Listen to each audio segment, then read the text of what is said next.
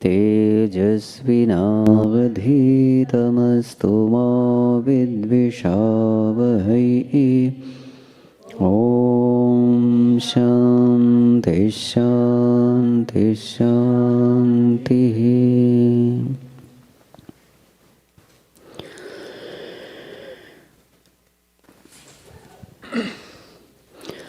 जय जय राम जानकी राम।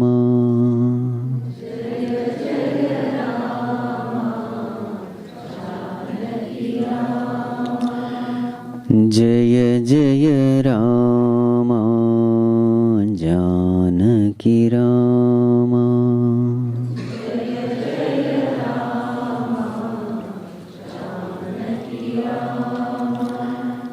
रघुकुल भूषण राजा राम। रघुकुल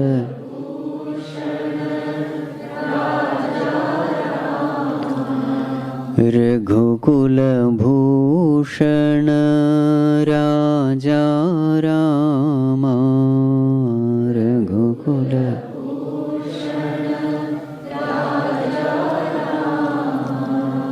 जय जय राम जानकी राम।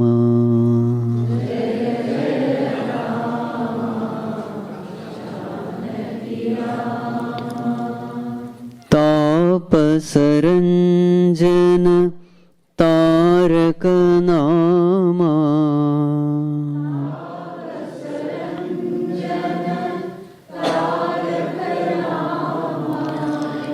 तापसरंजन तारक नाम।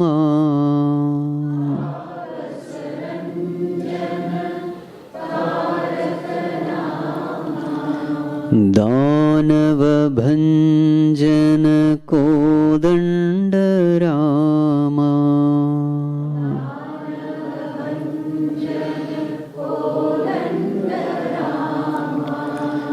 दानव भंजन कोदंड राम।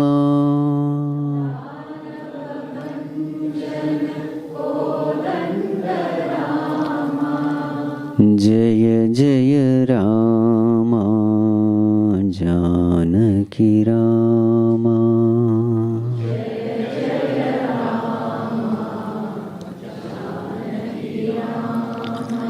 श्री राम जय राम जय जय राम।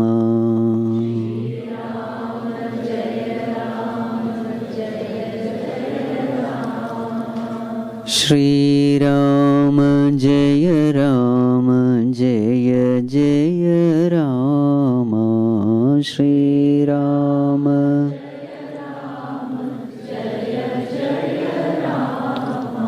श्री राम जय राम जय जय राम।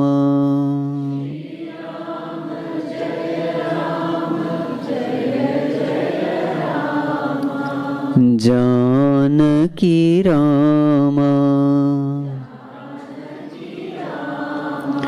श्री रघुराम।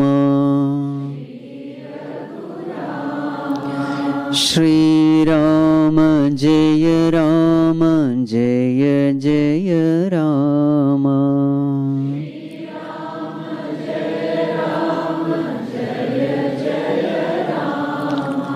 श्री राम जय राम जय जय राम। श्री राम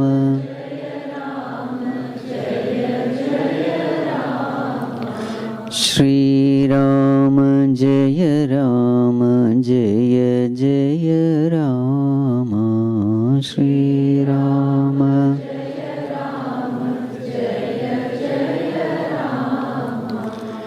जय जय Ram Janaki Ram.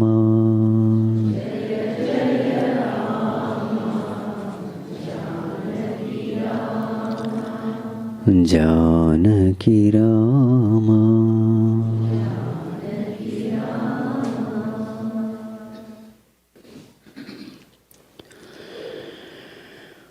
Om Namo Narayanaya.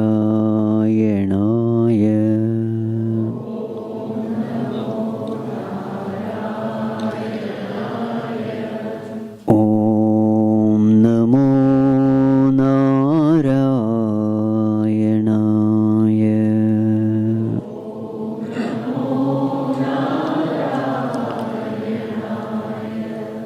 Om Namo Narayanaya. Om Namo Narayanaya.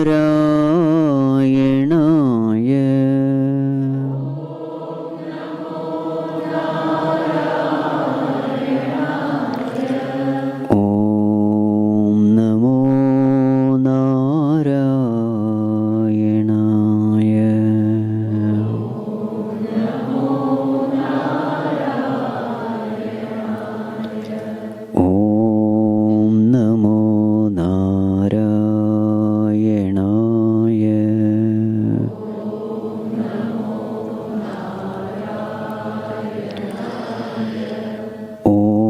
Om Namo Narayanaya.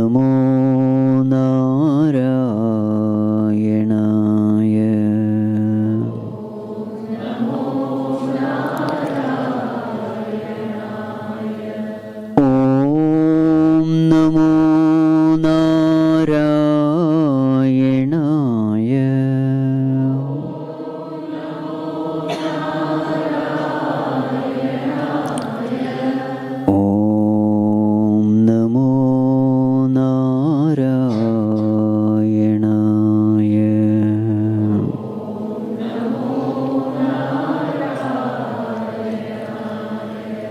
Om Namo Narayanaya.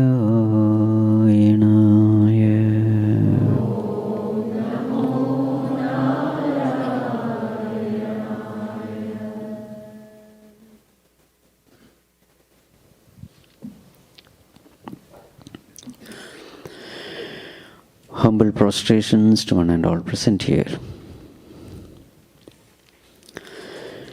Today, the topic of discussion is meditation techniques. Now, these techniques can be broadly divided into three categories. One is the techniques at the basic level for the beginners. The second is meditation techniques for the medium level. And the third one is techniques for the advanced level. So three categories we can divide these techniques. So first we will discuss the techniques for the basic level or the techniques for the beginners. No much qualification is necessary. Anyone can do this. So what are the techniques? Technique number one, we can call it sensation meditation.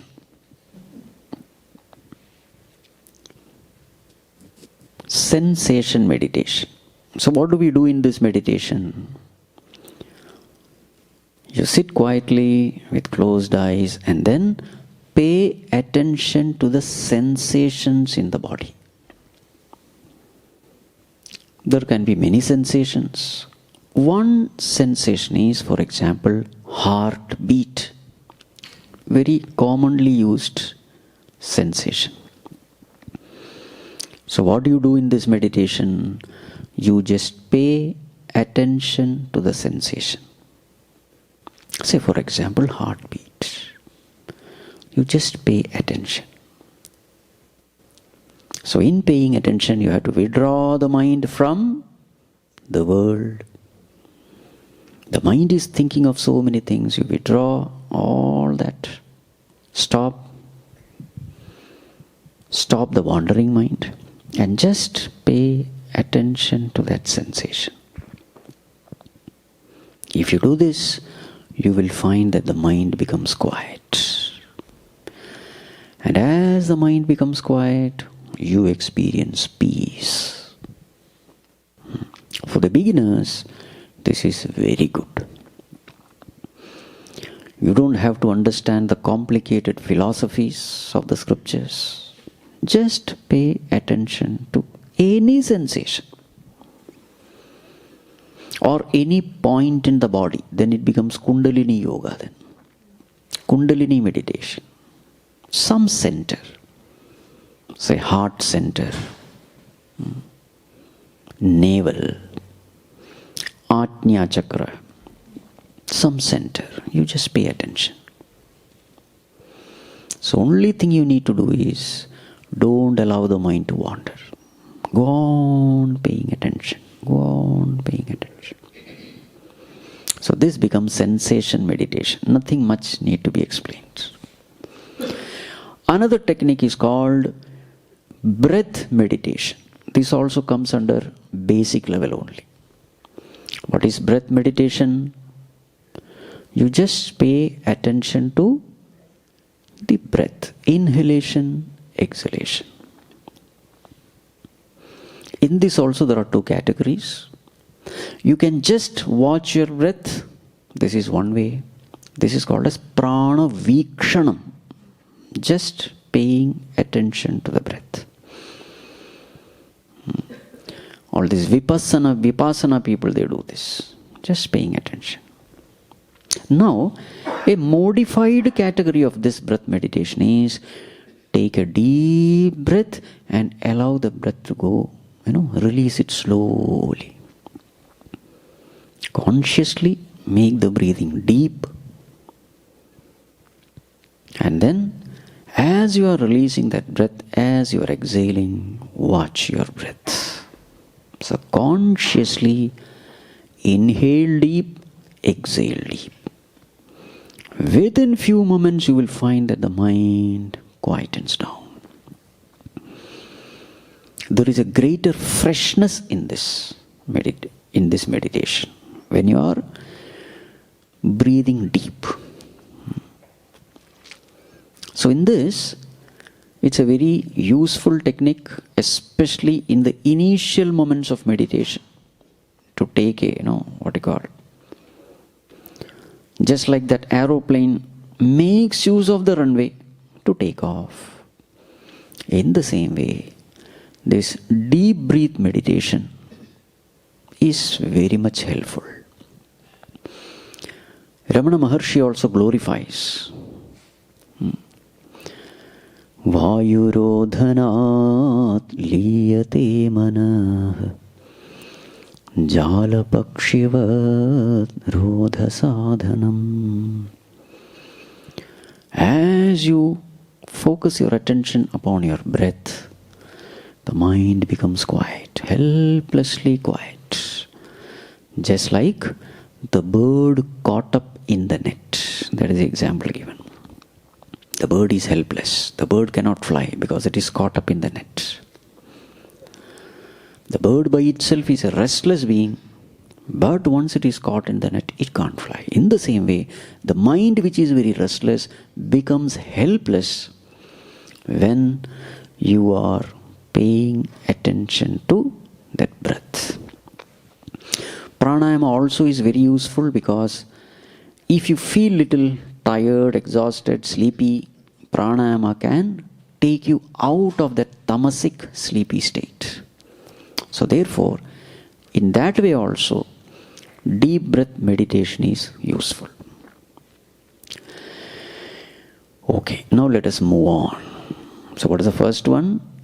Sensation meditation. The second one, breath meditation. So they are all coming under basic level only. The third one is called form meditation. You make use of an external form to meditate. So what do you do in this? So this is a technique which is found in all our Puranas, etc. So there is a beautiful form of the Lord. Open your eyes, look at that form for some time, and then close your eyes and visualize that form in your mind. Open your eyes, look at that form, remember all those finer details, close your eyes and try to visualize. Again, when that image goes away, again open your eyes, again see that form, again close. So these are all the techniques which will really help to concentrate the mind. Mind is trained in concentration through all these simple techniques. So it is called as form meditation. Another version of this meditation is what is called as Trataka. You just take one point and go on staring at it. Again you will find the mind becoming quiet. So many techniques are there. You choose the one which aligns with you. You don't have to do everything. You can do trial and error. Whichever gives you peace, choose that. So this comes under form meditation. Next one is what is called as sound meditation. Meditation on sound. That sound can be anything. Generally, we choose the name of the Lord or Omkara. You chant Om and then meditate upon it. So in this meditation, what you do, you just listen to that sound. That's all you have to do. Listen. Chant the name, listen. Again chant the name, listen. And sometimes in this meditation you use these beads also, japamala. So what is the way? You chant the name. Have you listened to that name consciously? Then rotate. Again chant the name. Is the mind here or is the mind somewhere else? If the mind is here, listening to the name, again rotate. So rotation will happen only when you have consciously listened to that name of the Lord. Connect the internal happening to the outer event. Then what will happen? Many times what happens is mind wanders and I am not even aware that mind is wandering. This is a major problem. Mind is wandering but I am not aware. Then after a lot of time suddenly I become aware. Oh, what am I doing?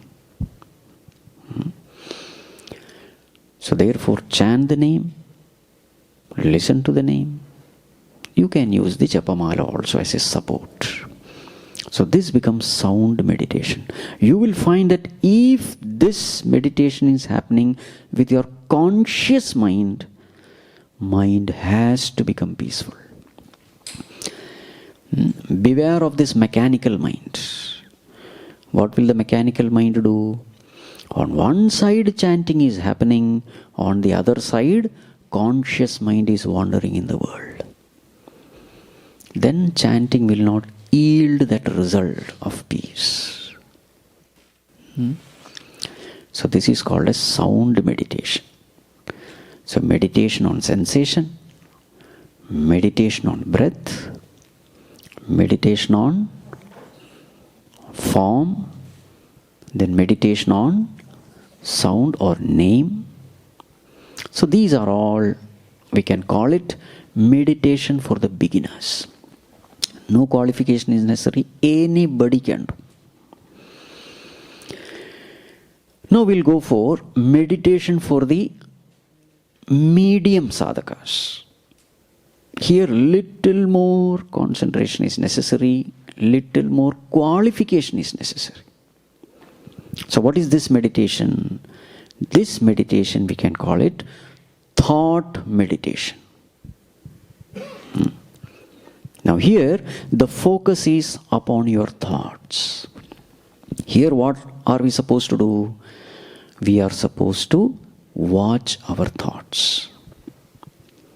What is the content of the thoughts in the mind?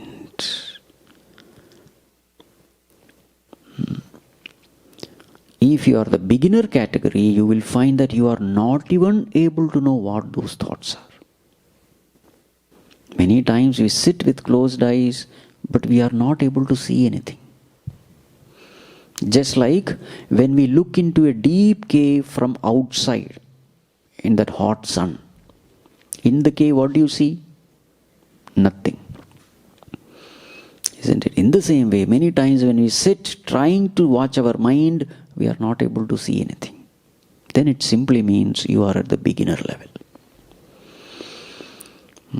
For the medium level, you are able to see those thoughts. You're clearly able to see where the mind is going, what the mind is thinking, what are those thoughts, what are those objects which the mind is thinking, what are those emotions mind is entertaining. You are able to see it. That ability to see the thoughts, it is a great achievement. Because if you have to see those thoughts, to a great extent mind is withdrawn from the world, and now you are able to pay attention to the thoughts. So this meditation will be thought meditation. So what are you supposed to do in this meditation?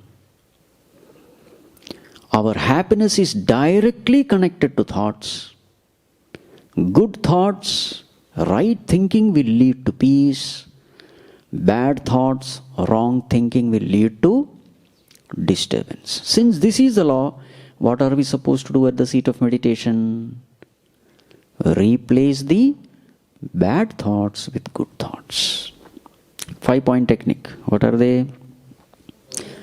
No, you should not forget now. Observe, detect, eliminate, substitute, and then strengthen. This is what you do in the medium level. You observe the thoughts. Now you are able to observe the thoughts. You are able to detect the negative thoughts. See, this privilege is not available for the beginner. He only sees there is a pain in the heart. I don't know what kind of thoughts are there in my mind. Then you are the beginner. But now in the medium level, you are able to detect the negative thoughts. You are able to see, oh, mind is going here. Mind is thinking about this person.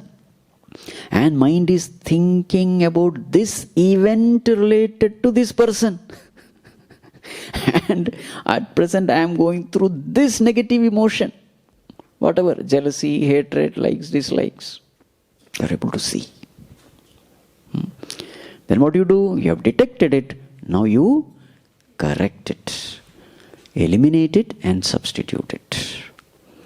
And with the substitution, you are able to see that change. What do you see? From peacelessness, you experience peace. So as this meditation goes on and on and on, you are able to go deeper and deeper into the mind. Generally what happens is a negative thought, it just builds up, gains momentum, and the negative thought comes out as negative words, negative actions. The famous equation, what is that? Beware of your thoughts, because they become your words. Beware of your words, because they become your actions. Beware of your actions, because they become your habits. Beware of your habits, because they become your character.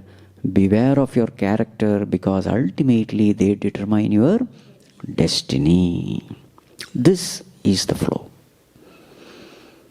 Thoughts, words, actions, habits, character. Character means personality. And finally, destiny. So everything starts from the thought. So now this meditator is able to detect at the thought level itself. So what is the benefit of detection at the thoughts level? The benefit is you are able to correct at the thought level itself. Now this is a great advantage for a meditator. Before a negative thought becomes a tragedy, negative thoughts gaining momentum, becoming negative words, hurting words, abusive words, negative actions, abusive action, this person has detected that negative thought. Once you have detected it, it becomes easy to correct. So the law in this context is, earlier the detection, easier the correction. Earlier the detection, easier the correction. Nip it in the bud. A stitch in time saves 9. This person is able to stitch in time. Negative thought has come, he is aware. This particular negative thought, if left unchecked, will become a negative action, negative word.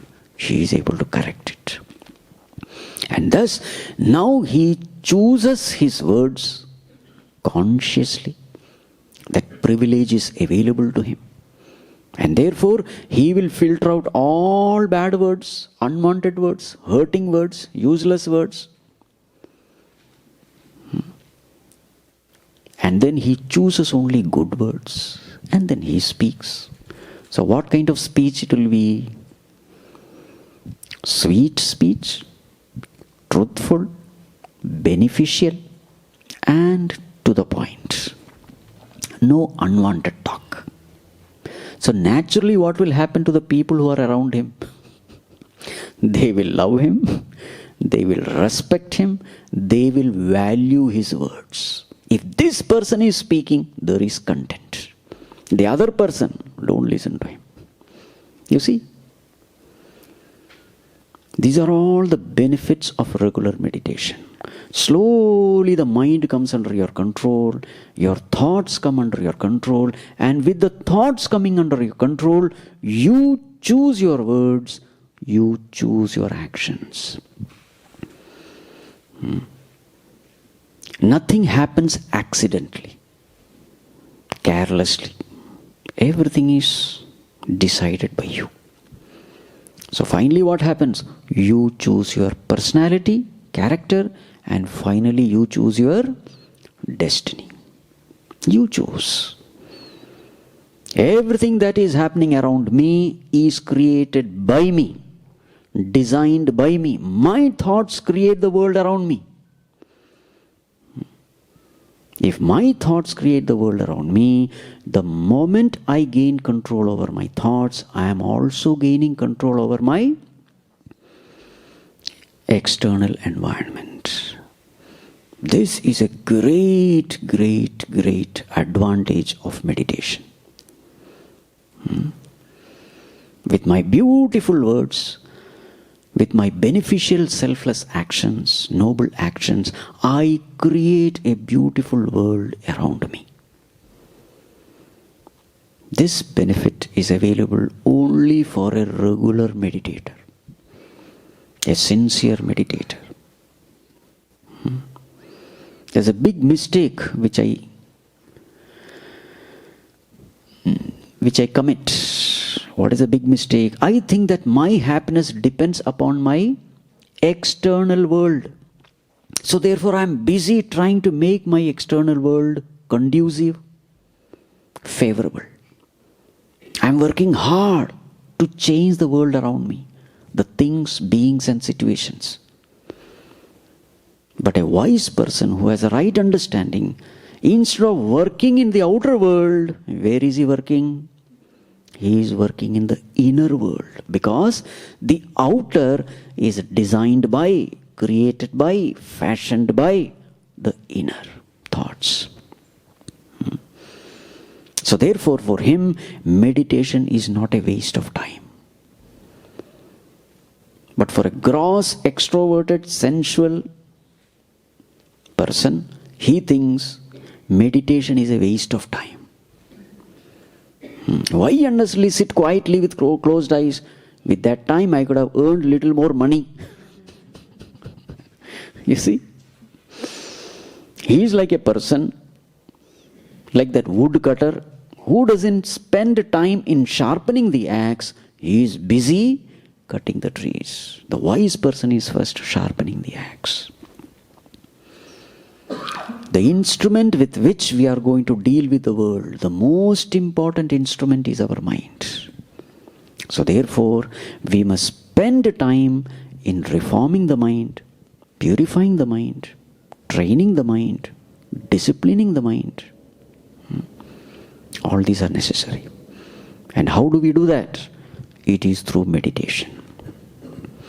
In this context, it is thought meditation. Paying attention to thoughts.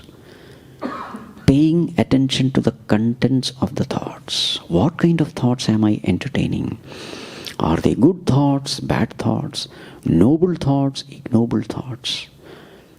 Noble thoughts, I have no problem.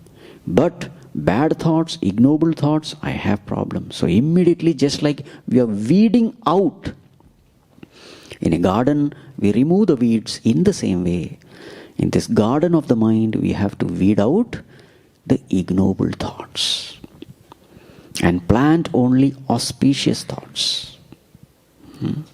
This is what we do in thought meditation. Observe, detect, eliminate, substitute, and what is the fifth one?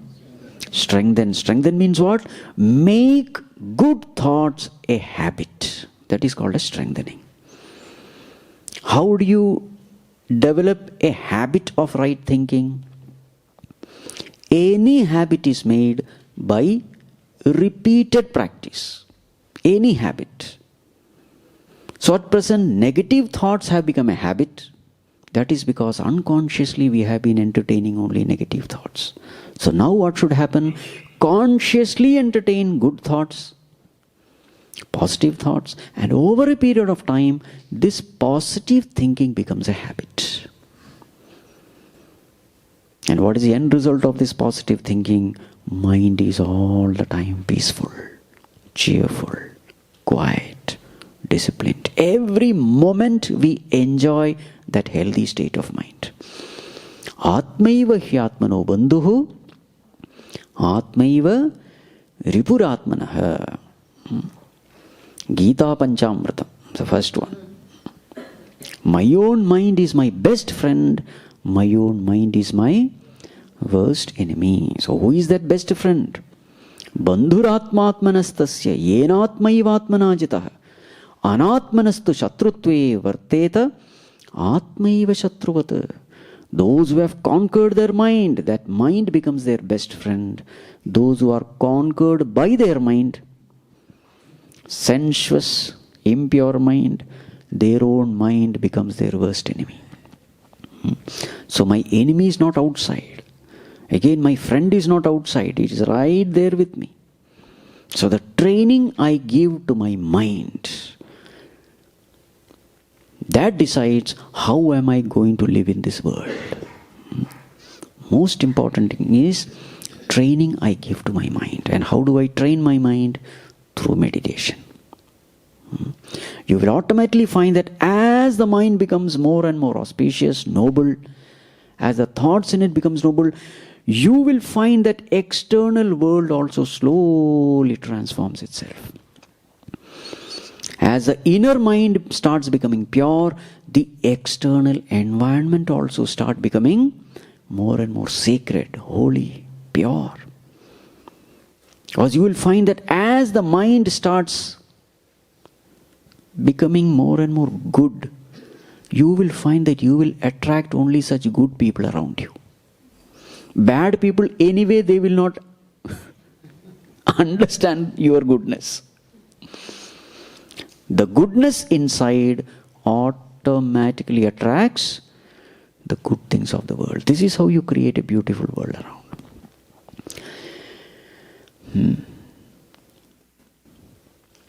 So this is meditation at the medium level. So what is the focus there? The focus is upon thoughts.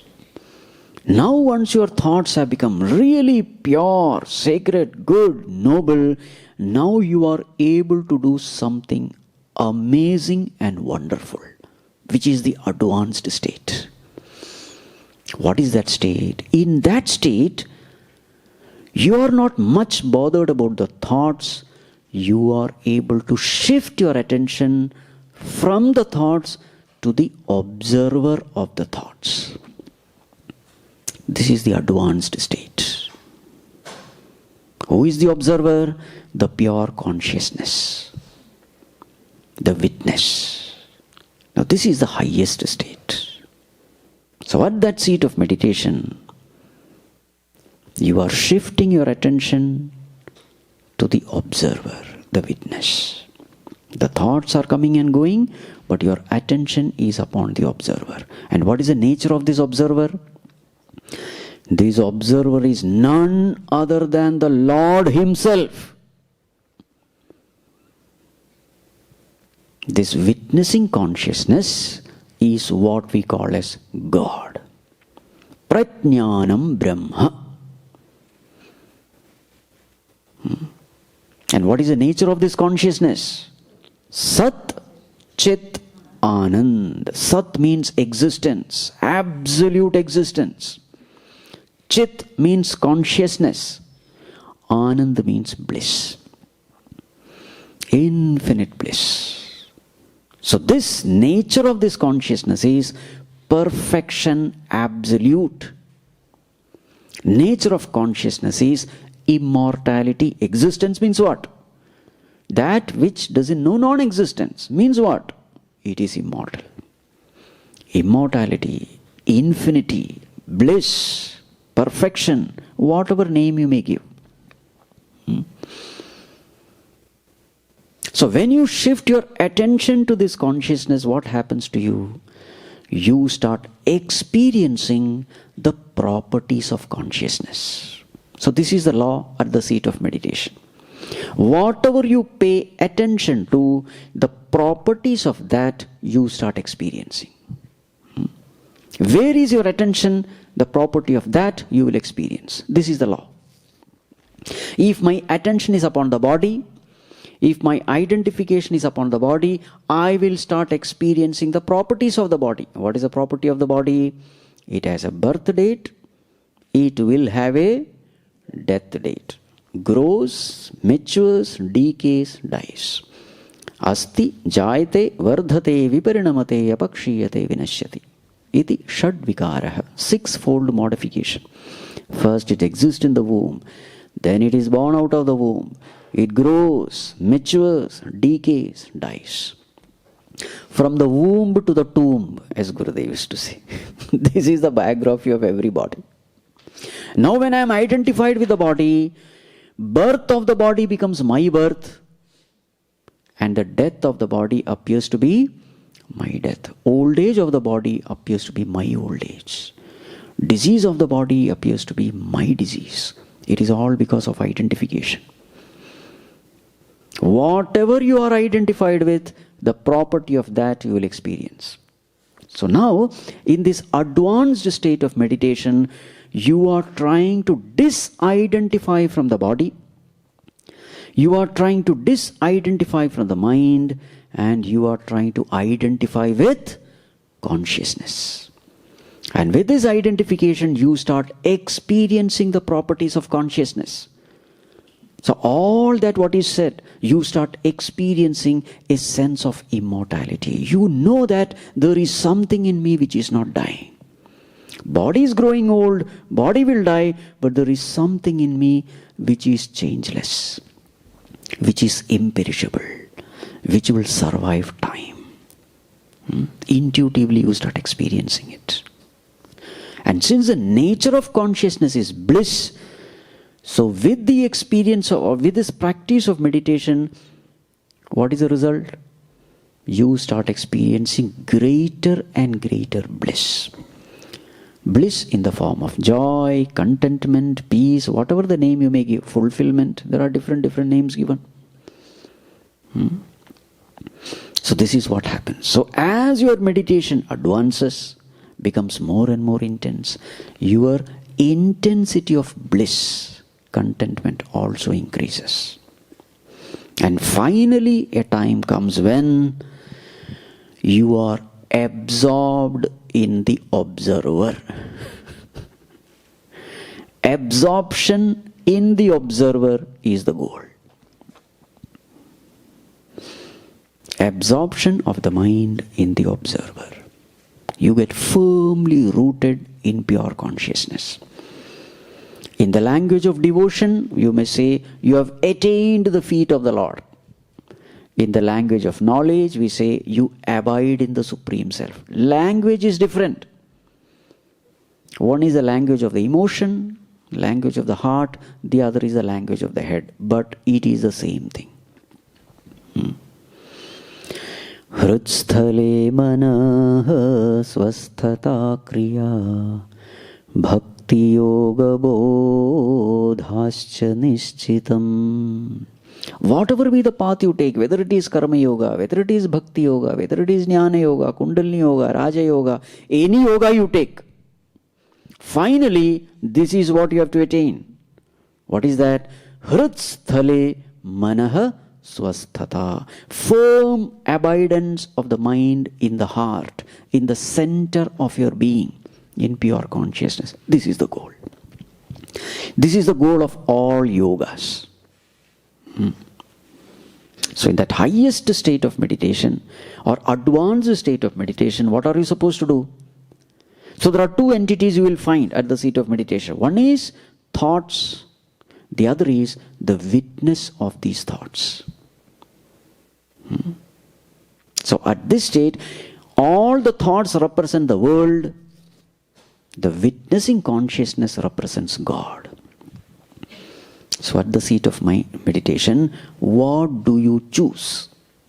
Do you want the world or do you want God? The world is expressed as thoughts. God is expressed as consciousness. So what is the necessary qualification for a successful meditation? For successful meditation, you have to do detach-attach process. Detach from the thoughts, attach to consciousness. Now, if this detach-attach has to happen smoothly, effortlessly, the two qualifications necessary are: number one, vairagya; number two, bhakti. Vairagya means what? Dispassion. The worldly thoughts are coming, things being situation, the mind will bring these thoughts. But suppose you are attached to these thoughts.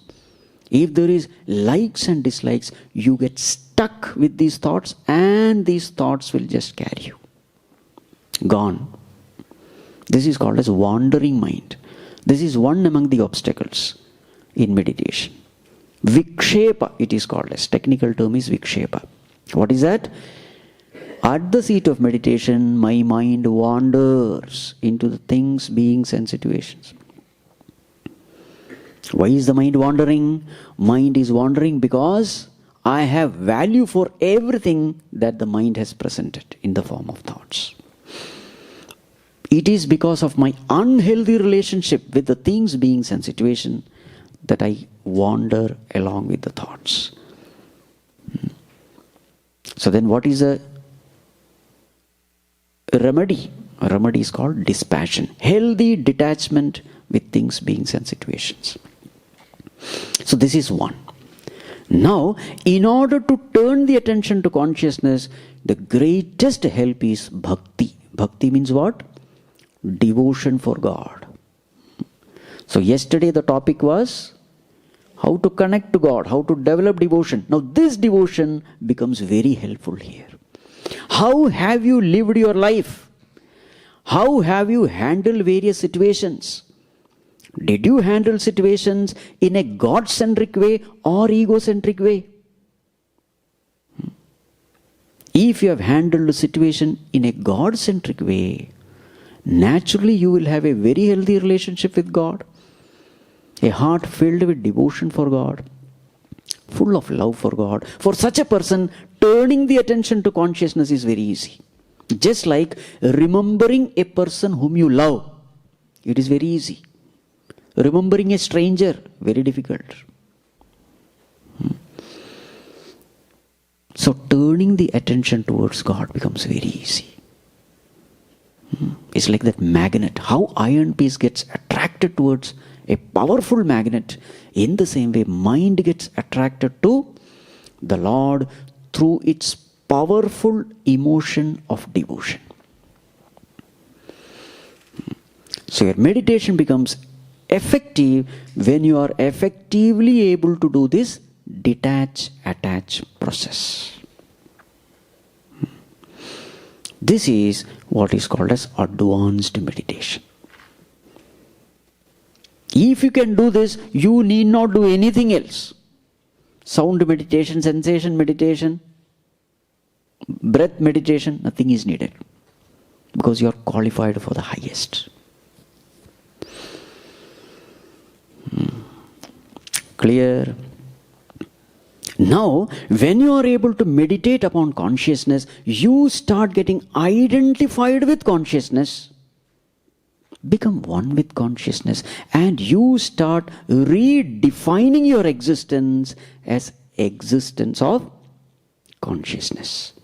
Now you know, I am not the body, I am that witnessing consciousness, observing the body, witnessing the body. Earlier in my ignorance, I thought I am the body. Now in my new state of enlightenment, where I know myself as I am, where I redefine myself as consciousness, now I know I am consciousness carrying this instrument called body. Now with this understanding about myself, when I look into the outer world, what will I see? I start seeing that others are also consciousness with an instrument called body. Whatever your understanding is about yourself, the same will be your understanding about others also. If I think I am the body, I will consider others also as a body. But if I consider myself as consciousness, I will start seeing the same consciousness everywhere. This leads to what is called as vision of oneness. We are all one. And from that vision of oneness comes love. From that vision of oneness comes compassion, forgiveness, all the values of life.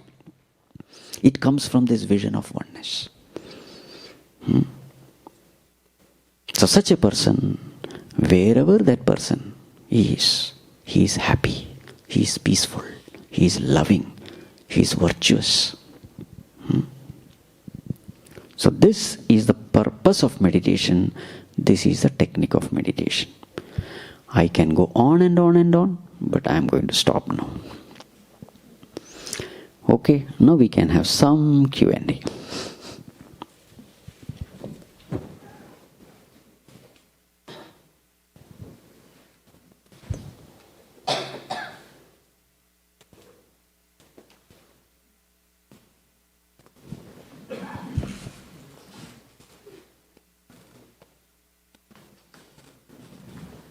Are we going to do meditation today? We don't have time.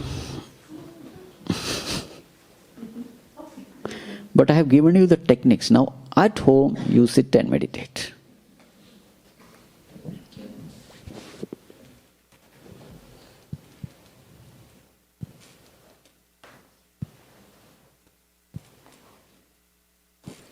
Wait a minute.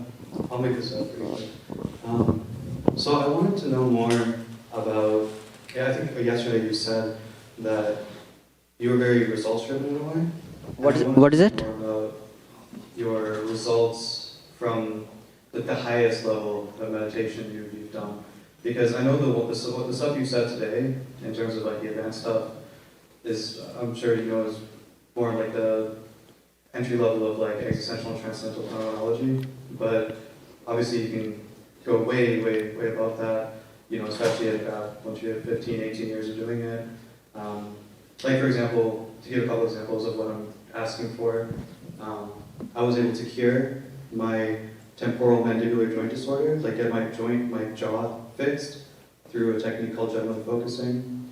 Another technique I used when I was doing research in transcendental and infinitary mathematics to get higher theorems was I did meditation within lucid dreams.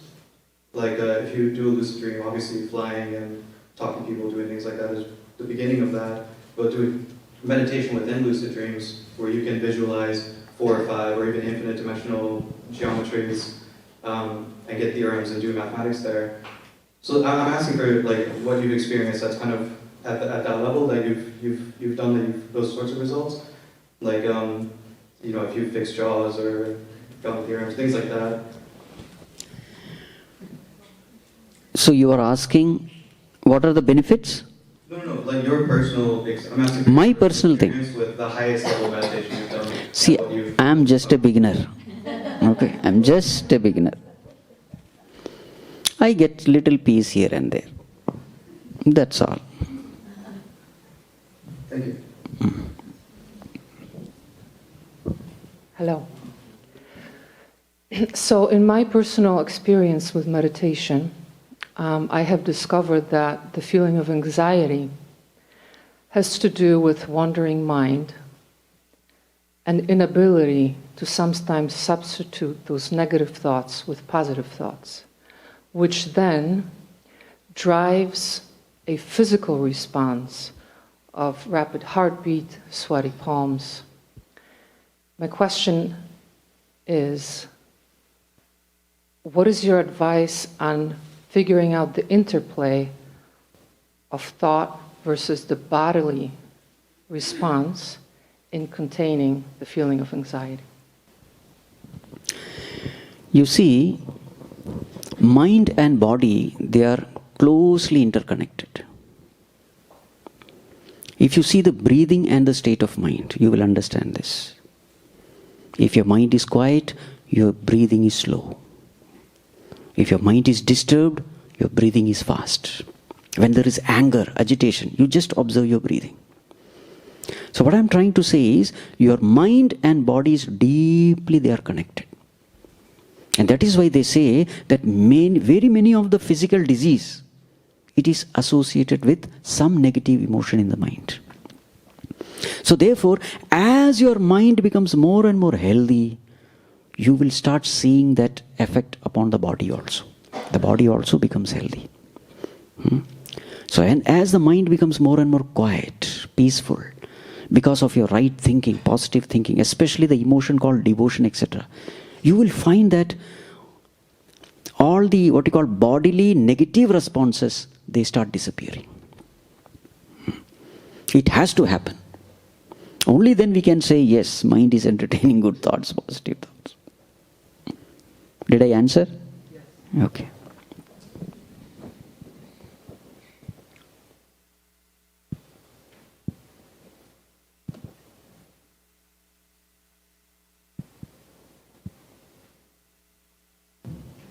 Hari Om. Question is there any prerequisite to start this thing? Let me elaborate this a little bit. Prerequisites to start meditation? No. Let me elaborate this a little bit. Sometimes when I start meditation or listen to your lectures, I fall asleep completely. But if I'm running or working out, my mind focuses. And a lot of that could be because of the high calorie food and some chemical reaction that happens. So that when I am physically active, my mind, whatever, releases the estrogen and mind is focused. But same thing, the food that I ate has a negative effect when I'm sitting down and listening. Yes. So is there something in our scriptures that tells this? Yes. 17th chapter of Bhagavad Gita talks about what kind of food you must eat. So there is something called tamasic food, rajasic food and sattvic food. So that food which is easily digestible, which is nutritious, good for health, that food is what is called a sattvic food. Rajasic food is all oily, masala. Kattu ammala lavanatyushna tikshna ruksha vidahina. So as you hear itself, you know what kind of food it is. Highly oily, full of spices, full of masala, full of salt. After eating, it is said, dukkha shokamaya pradaha. While eating, there is, tears are coming. It's burning all through. The entire pipe is burning. Dukkha shoka amaya pradaha. While eating, there is suffering. After eating also, you think, Ayyo, I don't know why I ate. And the long-term consequences is you fall sick. All this junk food and all that. After that, some disease will come. So such kind of food has to be avoided by a person who is thinking of serious meditation. A food which gets easily digested, especially night time, you should avoid heavy food. Something which is light. Then the next day morning you will get up fresh. Because the body has no much work to do. So body gets rest, mind gets rest, and when you get up, you are fresh. So that state of mind is called a sattvic state. Otherwise what will happen? The mind will be in the tamasic state. So with a tamasic state, if you sit and meditate, you will go to sleep.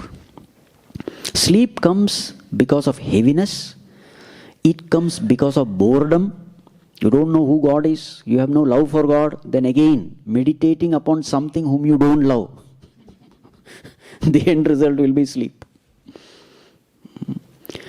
So, therefore, to have a sattvic mind, food has to be carefully taken. And handling the situation also should be very careful. And then only you can meditate properly. Again, sattvic food should be taken in moderate quantity also.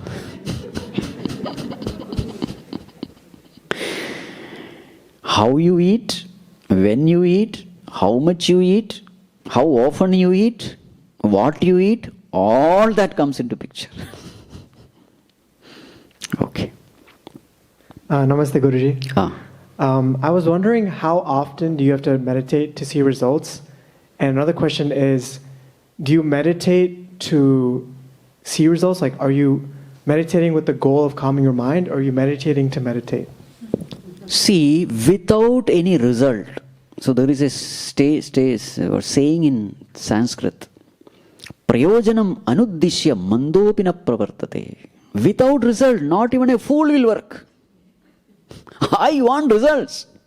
Yes or no? So why am I meditating? I am meditating for peace. After meditation, I should feel that yes, now the mind is calm, peaceful. Of course, I am meditating for peace only. But sometimes peace doesn't come. But there is a desire for peace. Nothing wrong.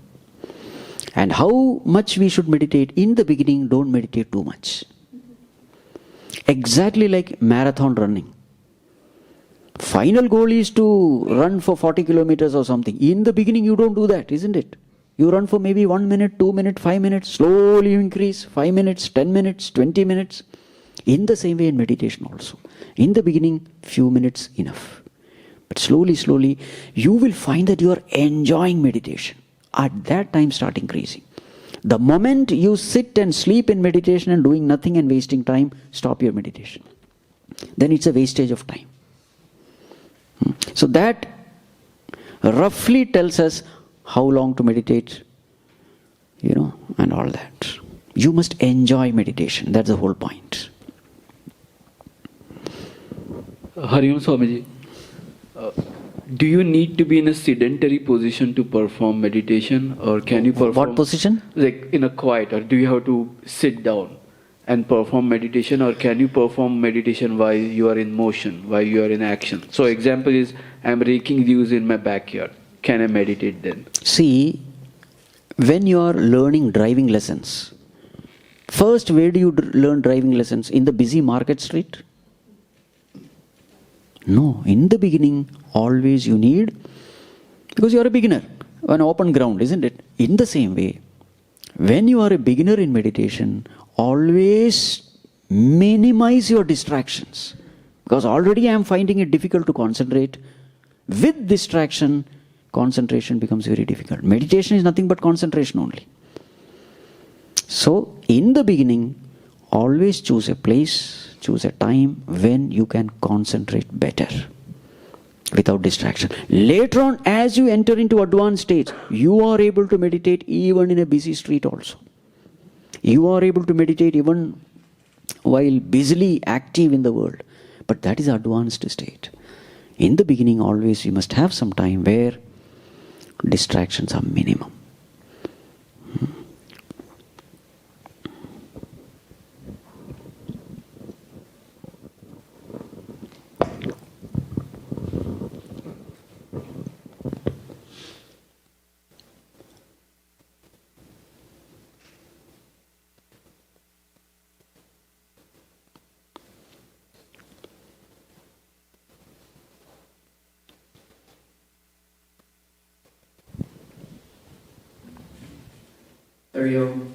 So I guess I just want to follow up on that previous discussion. So when would you say is the best time to meditate? Is it best to meditate in the morning before you start your activities? Or is it at the end of the day when you're like reflecting on like what you've like done throughout the day? See, the best time for meditation, unanimously everybody says it is the morning.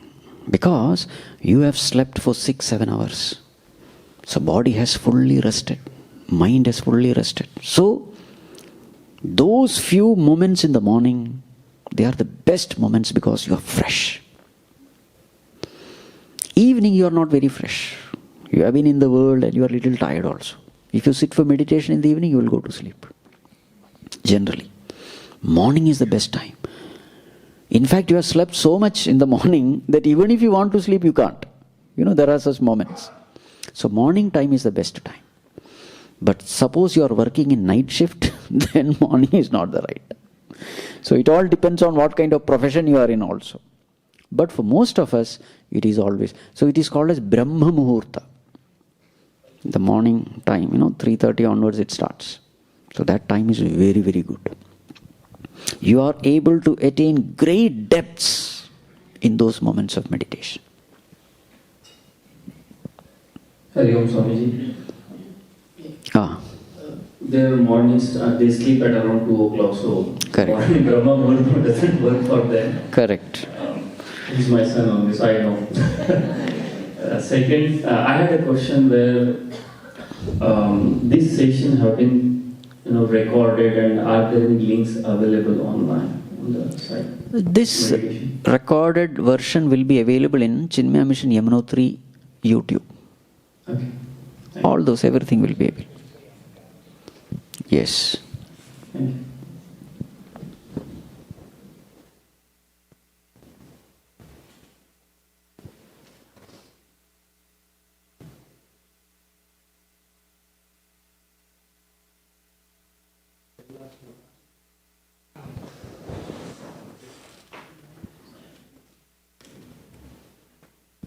Hari Om Swamiji.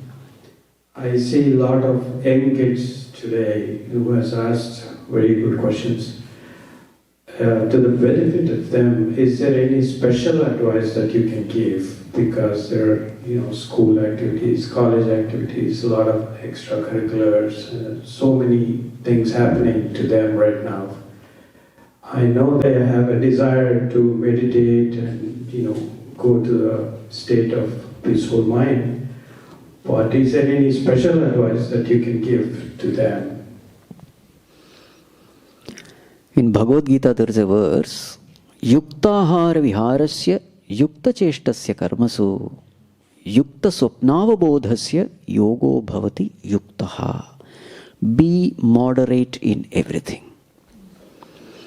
Nowadays generally we find youngsters are addicted to mobile phones, internet. And that is why they are not able to sleep properly. At 10 o'clock is the best time to sleep, at the most 11. But now we find youngsters sleeping at 2 o'clock, 3 o'clock. Beyond 3 o'clock, they can't remain awake because Brahma Muhurta starts. All Nishacharis can be awake only till Brahma Muhurta. You see?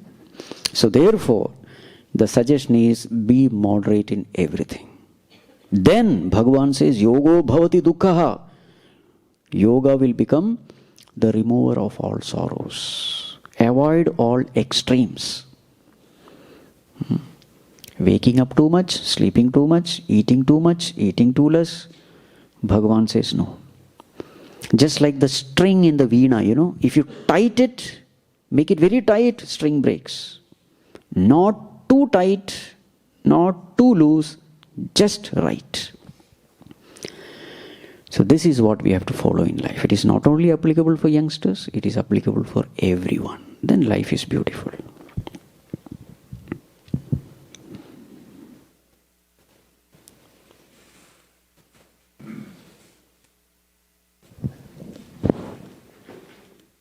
I hope someone. With this meditation, we are going to achieve more consciousness and vairagya. Then how we can still be competitive in the corporate world we are working in? You still want competition? Competition is hell. You are miserable, you are stressed, because all the time you are comparing. You are at your best when you are stress-free. You are at your best when you are in tune with the Lord. A Valmiki wrote Ramayana not competitively. A Vyasa wrote Mahabharata. These are all best creations. Epics. As long as the world lasts, these scriptures will last. Can you imagine that state from where all these scriptures have come? Even in every field I am seeing. The best in you comes when you have stepped out of yourself. When the divine starts functioning through you. Even the best musician is able to sing well when he has forgotten himself. When he has completely surrendered unto God. That becomes the highest meditation. When you are not there, the Lord starts operating through you. Then there is nobody to compete with you. You understand? Which one do you want? This one or that rat race? So if you are using meditation for competition, then you are for a cheap bargain. You will get something. As they say, even if you win the rat race, you remain a rat.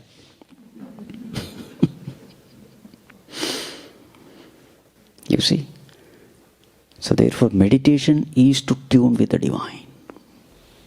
That's the highest goal. The rest everything is secondary, insignificant byproducts.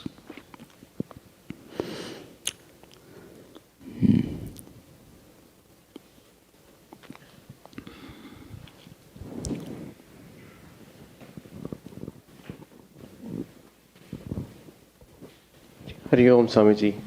I'm just wondering if there is a difference between meditating alone versus meditating as a group. See, if you're a research scholar where total concentration is necessary, which one will you prefer? With group or alone? Yes. You can achieve great heights only when there is minimum distraction. Remember, everybody else is a distraction. There is nothing called group meditation. In the beginning, it is helpful. For a highly distracted person, when he finds so many people meditating, he will also sit with closed eyes. In the beginning, it is. But the higher ones, you will always find that the great professionals in any field, they always have some personal, private moments of solitude. Because only in those moments you truly listen to Him, your Creator.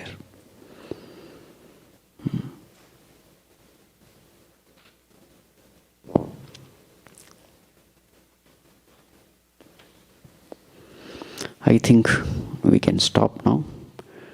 Time is up.